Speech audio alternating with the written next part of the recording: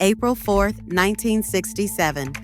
Martin Luther King Jr. stood at the pulpit of Riverside Church in New York City. 3,000 people packed the pews. Hundreds more listened through loudspeakers outside. He was about to end his alliance with the most powerful political coalition in America. King called the United States the greatest purveyor of violence in the world today. He demanded immediate withdrawal from Vietnam. He connected the war to poverty, to racism, to what he called the triple evils threatening America's soul. Within 24 hours, 168 newspapers condemned him. The Washington Post said he had diminished his usefulness to his cause, to his country, and to his people. The New York Times called it Dr. King's error. The White House door closed permanently. 1 year later to the day, he would be dead. But to understand why Riverside changed everything, you have to understand what King had been before and what he was becoming. August 28, 1963. The March on Washington. 250,000 people on the National Mall. I have a dream that my 4 little children will one day live in a nation where they will not be judged by the color of their skin, but by the content of their character. This was the King America embraced, inspiring, hopeful, focused on moral transformation within the existing system. 2 days later, FBI Domestic Intelligence Chief William Sullivan wrote a memo. We must mark him now, if we have not done so before, as the most dangerous Negro of the future in this nation from the standpoint of communism, the Negro, and national security. 2 days after I have a dream, the surveillance had already begun. The coalition that formed around King was powerful. President Johnson needed King's moral authority, and King needed Johnson's legislative power. Together, they changed American law.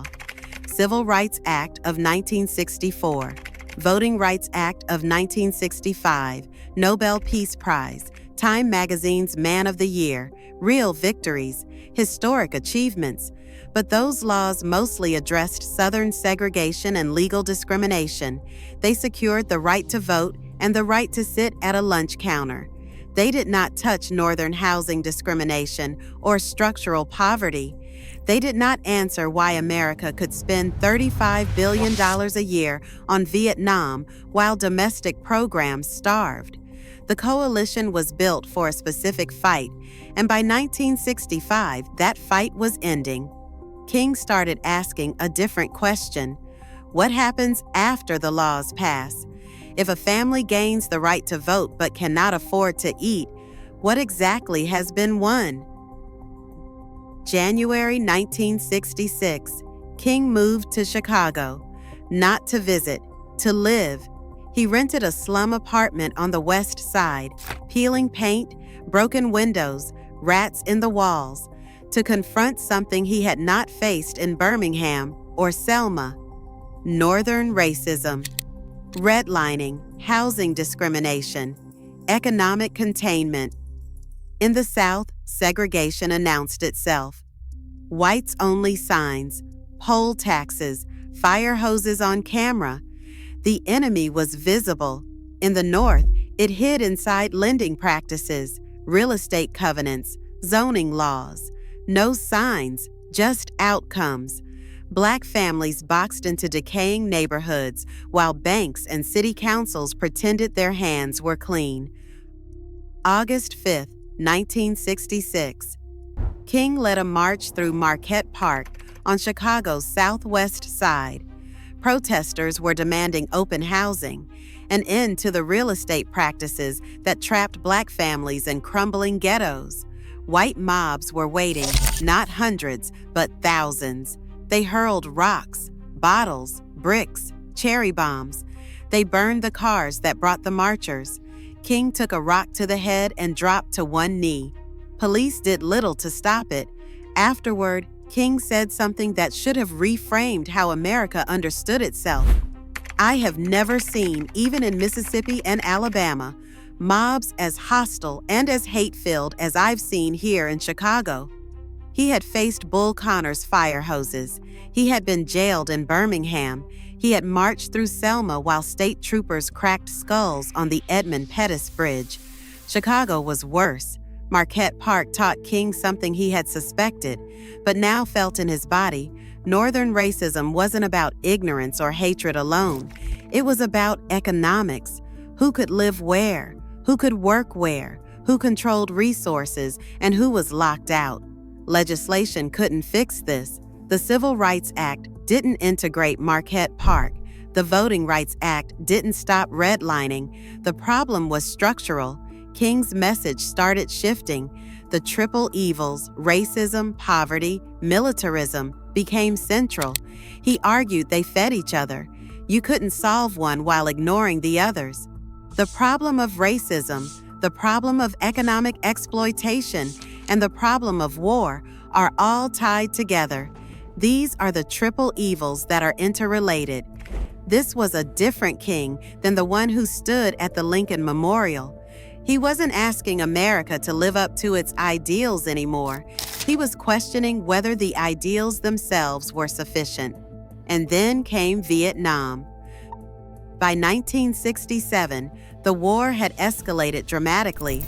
500,000 American troops were in Southeast Asia. Bombing campaigns were expanding, and casualties were mounting. The draft was pulling disproportionately from poor communities and Black communities, the same communities King had been organizing. King had opposed the war privately for years. His advisors begged him not to go public. The coalition depended on President Johnson, and President Johnson depended on support for the war.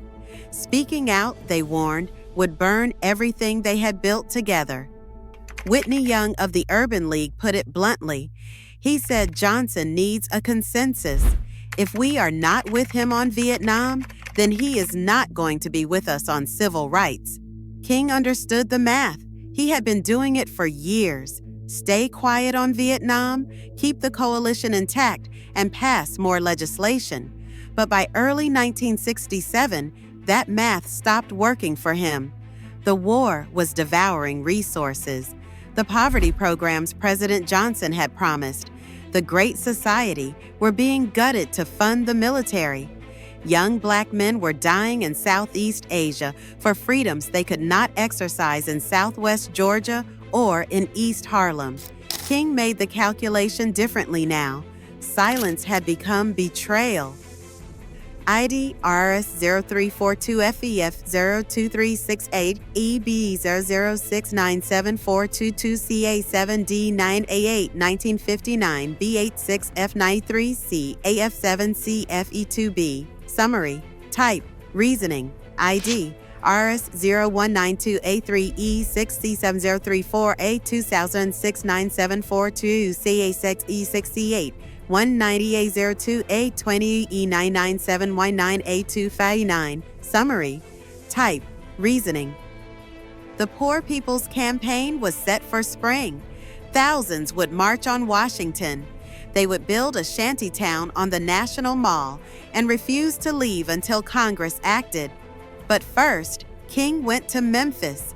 Sanitation workers there had been on strike since February. They carried signs that read, "I am a man." They were demanding union recognition, better wages, basic dignity. It was exactly the kind of economic justice fight King had been building toward.